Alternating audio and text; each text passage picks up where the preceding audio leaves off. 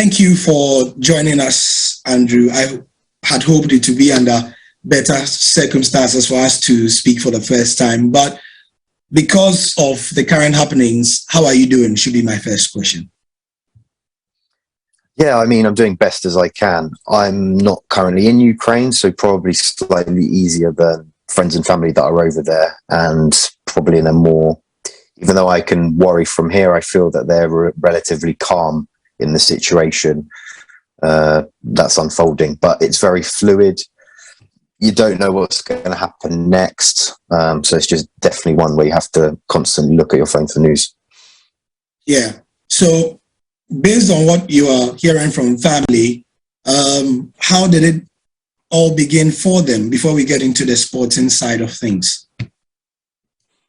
Yeah, so we're recording on Friday. On Thursday early morning, Russia started its mass invasion of Ukraine, sort of like rocket attacks on airports and all this kind of stuff. And then yesterday evening and during the day, they started attacking Kyiv, the capital, where a lot of my friends and family live. So far, there's been a few rocket attacks and air raids on Ukraine and the Ukrainian capital. A lot of people have been going down to the metro to shelter in sort of the underground bunkers there. And there are expected to be more assaults on the capital since then. However, the Ukrainian armed forces are doing very well so far in defending the capital and other areas of Ukraine from the Russian aggression. Okay, so how are you in contact with the people there? Because the big story in Ghana has been that, you know, a lot of Ghanaian students are stranded, and so are telecommunication lines open, internet? How are you communicating with people? Yeah, well, I'm just talking on the phone, like through messenger apps. So on the whole, I think that internet, well, 4G or 5G or some mobile internet is working. I think in some areas, internet is in and out, depending on the situation, where it's whether there's a missile or something that's been hit or something like that. But otherwise, that sort of connection seems to be relatively stable for the time being. Like everyone's getting updates out, like in terms of news media, all these Telegram group chats that show brand new news and things from across the country. So far, it's fine.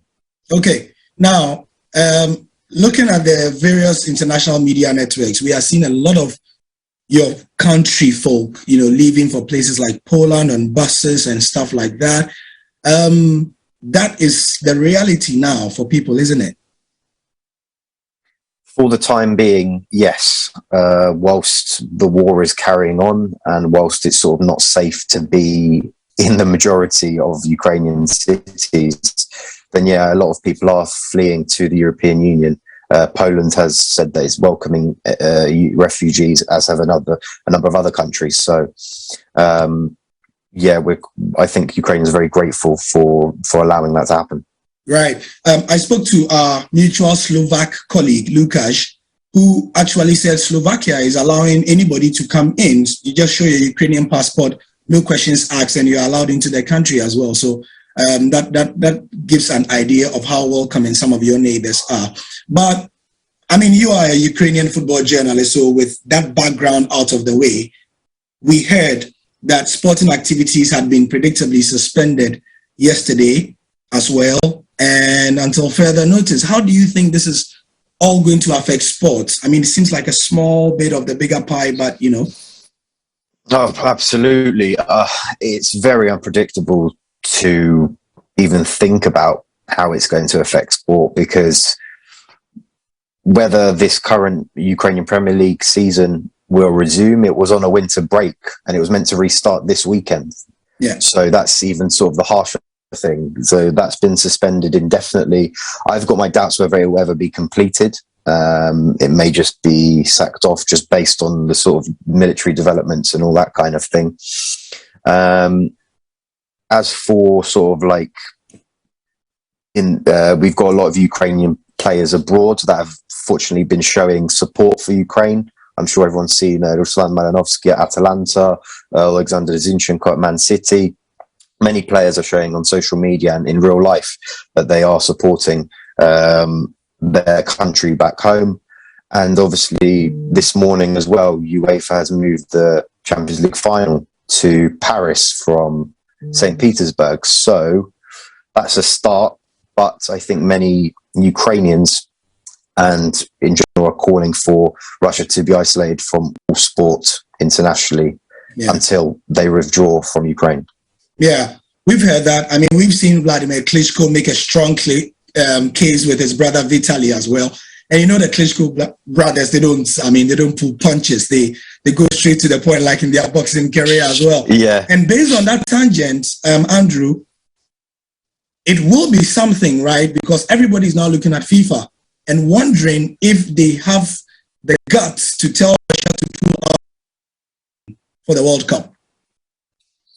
Yeah, absolutely. I have my doubts, sadly, because of Gianni Infantino's relationship with Vladimir Putin, who during the World Cup in 2018 was, giving his praises. And it shouldn't be forgotten that Vladimir Putin had already occupied Crimea and had started a war in eastern Ukraine in 2014. So, and Infantino was still praising Putin in 2018. So sadly, a lot of people have their doubts. However, there's also, I think UEFA might be the more key in this subject. They're saying that they're looking at their Gazprom sponsorship, which sponsors the Champions League, and potentially looking at cancelling that. If they did that, that would be a massive, massive message to Russia.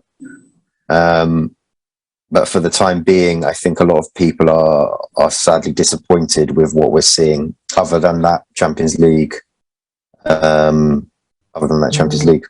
with removal, shall we say? Yeah. What's the Ukrainian media saying about all of this and about putting their own pressure on UEFA and FIFA as well to do something more concrete than issuing these seemingly blunt statements? Because, like you said, if you follow the money and hit people where the money is, they tend to listen more. We've seen Schalke 04 remove Gazprom off their shared sponsors list, and that is a big deal. What is the Ukrainian media saying? So the Ukrainian Association of Football has sent a letter to UEFA and FIFA calling for all Russian clubs and national teams to be banned from international and continental competitions, and they asked for the removal of the Champions League final. So that one has already been conducted, and now everyone is calling for the ban of Russian clubs and national teams. However, this morning, I think in the statement, UEFA said that Ukrainian and Russian clubs and national teams will have to play now on neutral territory their intercontinental matches. For Ukraine, they don't have any clubs left in European competition this year. However, Ukraine national team has got a World Cup playoff against Scotland away, which I don't know 100% if that will even happen. We will see, but that's at the end of March. And then Russia is meant to play Poland. And technically, I think the majority of Ukrainian media doesn't think that match should go ahead at all, because Russia should not be competing in anything. And then you've got the Paralympics starting soon, which similarly, Russia is technically not there because it's Russian Olympic Committee, who should have been banned a long time ago for systemic doping violations.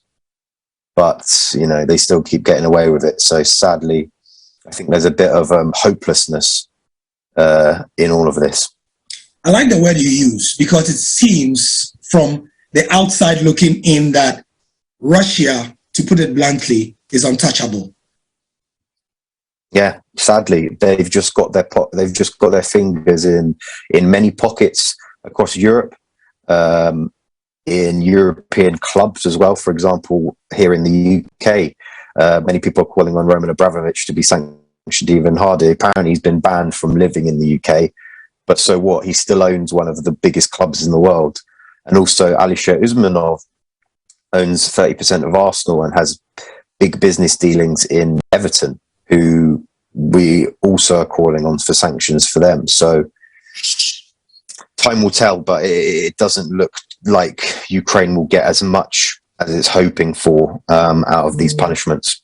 Let's finish where we started, with the people who suffer the most. the ordinary folk in Ukraine, be they Ukrainian nationals or those from outside the country. We saw one of the coaches of the Ukrainian team, I think Donetsk, who is an Italian, De Zerbi, saying that the Italian embassy asked him to leave Ukraine, and he said he cannot leave his players at this time. That's such a brave thing to say.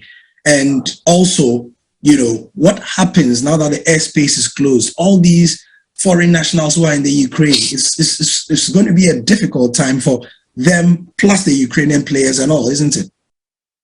Yeah, absolutely. I mean, they will have to leave by road. I think that's the only possibility if they're going to, or by train, of course. Yeah. So I think a lot of people are heading west towards the European Union and those countries, and then they can either head home if they're foreign nationals from those other countries, or if you're Ukrainian. Some people are just staying in Kiev, for example, at the moment, or in other areas of Ukraine in the west, and just holding tight because some people say, this is my home, I've got nowhere else to go, I don't want to be a refugee in Poland or elsewhere. So I think time will tell, because it's a very fluid situation. Yeah. But Ukraine are very valiant and courageous people, and they will very much stand until the final breath. Yeah. Is there any part of Ukraine that is being spared, or is it the entire Ukraine that is being bombarded left, right, and center? No, I think in the West there are areas that haven't been hit or anything like that yet. Yeah. But there is obviously the constant risk, because Russia are targeting key locations. Like, for example, in Lviv in the West, there's been lots of air raid sirens, and that's about less than 50 kilometers from the Polish border. So that's the kind of things that Ukrainians will have to deal with for the time being. And people in Lviv, for example, they've been dealing with air raid sirens and that kind of thing. So it's potential that no corner of Ukraine will be spared in the long run. But for the time being, it's just, I think, the bigger cities that have got some sort of crucial infrastructure that Putin is trying to target. Great. Thank you so much for your time. I really appreciate it. And at this difficult time, all we can say is sending you love and light and thoughts and prayers to you and your family. I know you are in the UK, but, hopefully, fingers crossed, this ends shortly, and then we can all live in peace.